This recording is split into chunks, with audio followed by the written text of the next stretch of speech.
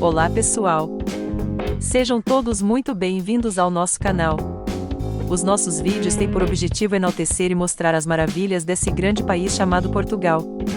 E na oportunidade, já peço para se inscrever e deixar o like. E vamos para o vídeo. Os que visitam Setúbal descartam a sua imagem de porto industrial movimentado assim que começam a explorar esta cidade vibrante e dinâmica. Situada na margem norte do rio Sado, junto à foz do estuário, a afinidade de Setúbal com o mar é imediatamente evidente. Do castelo bem acima do porto, o vasto Oceano Atlântico se estende em direção a um belo horizonte azul. Na Cidade Velha, as igrejas são revestidas de pedra plissada, projetadas para se assemelhar a cordas torcidas. Ao longo do cais, os restaurantes servem pratos emblemáticos como o choco frito temperado com alho e suco de limão. O estuário em si é uma reserva natural protegida, um destino favorito para golfinhos e animais selvagens invernantes. Os entusiastas do ar livre podem caminhar pela bela serra, a oeste da cidade, e descobrir capelas escondidas e fortalezas medievais em meio a florestas densas e mantas de flores. Sobre a baía, um resort elegante é a porta de entrada para uma península isolada cercada por praias douradas e lagoas rasas. Aqui, eles cultivam e pescam como os romanos faziam, e a vida da aldeia está muito distante da cidade, do outro lado da água.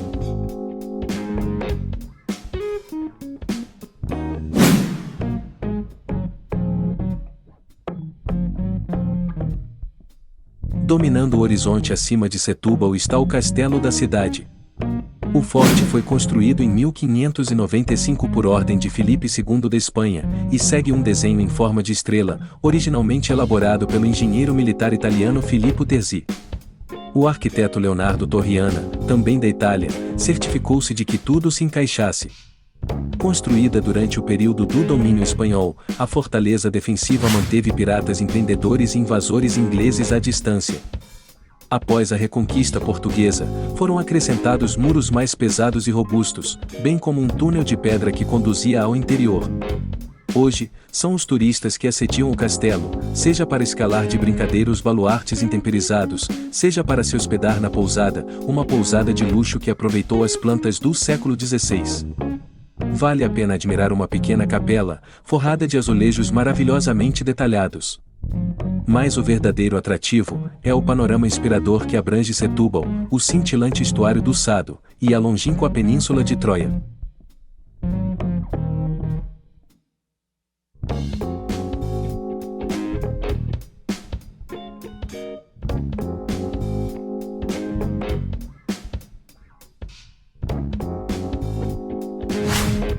Os admiradores da arquitetura manuelina ficarão encantados com a alvenaria de filigrana que decora esta igreja. O mosteiro, que fica abandonado ao norte da Cidade Velha, é um dos primeiros edifícios em Portugal construídos em estilo manuelino e a versão portuguesa do gótico tardio que floresceu no século XVI durante o reinado de Manuel I. Concebida pelo arquiteto Diogo Boitag em 1494, a igreja ergue-se como um monumento adequado à crescente tendência de utilização de motivos marítimos na arquitetura, como as colônias entrançadas para assemelhar-se a cordas torcidas inspiradas nos descobrimentos de Portugal. Use sua imaginação, e as colunas internas se assemelham a bastões de doces gigantes, a abóbada com nervuras intrincada decorando o teto como uma teia de aranha gigante. O convento adjacente foi transformado em museu que inclui uma notável coleção de pinturas portuguesas e flamengas dos séculos XV e XVI. O destaque é a representação de 14 painéis da vida de Cristo por Jorge Afonso. Está gostando? Então se inscreva e deixe o like para ajudar o canal a crescer. Obrigado!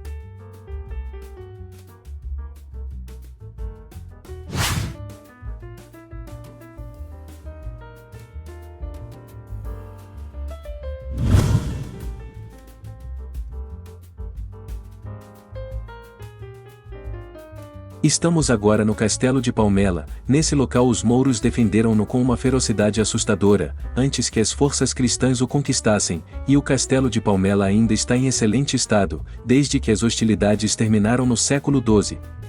Estrategicamente posicionada sobre esta pitoresca vila montanhosa, a fortaleza sofreu uma remodelação em 1423, quando Dom João I ampliou e reforçou as muralhas, e depois transformou grande parte do edifício em mosteiro. Hoje, esta é uma pousada incrivelmente atraente, um hotel de significado cultural. As formidáveis muralhas do castelo ainda podem ser exploradas, e os visitantes podem escalar a torre de homenagem do século XIV para capturar vistas invejáveis da Serra da Arrábida.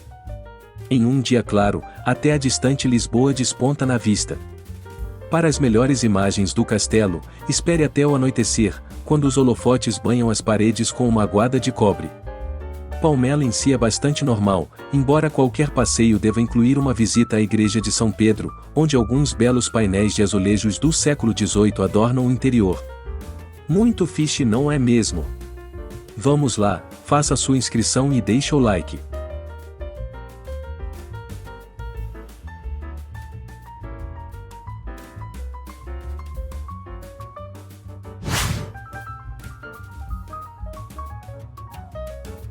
O selvagem e ondulante Parque Natural da Serra da Arrábida combina uma faixa verdejante de belas paisagens com uma linda costa do Oceano Atlântico. Um dos grandes atrativos naturais da região, a paisagem espetacular é composta por uma vista intocada rica em florestas de sobreiros, pinheiros e eucaliptos, matagais, prados e mantas de arbustos aromáticos. Os caminhantes terão um dia de campo seguindo as trilhas marcadas. Os ciclistas também vão curtir as pistas vazias e as trilhas naturais isoladas. Falésias calcárias escarpadas, grutas escondidas e enseada em meia-lua ajudam a definir o caráter costeiro da Arrábida. Bolsões de areia dourada atraem os amantes do sol, e um mar cristalino atrai mergulhadores e praticantes de snorkel e outros entusiastas de esportes aquáticos. Um destino popular é o Portinho da Arrábida, acessível de veículo por uma estrada estreita e íngreme. Sua pequena praia tem vista para o afloramento rochoso da Pedra da Anixa. Acima da aldeia está o Museu Oceanográfico, um fascinante museu do mar e centro de biologia marinha, instalado na fortaleza de Santa Maria do século XVII.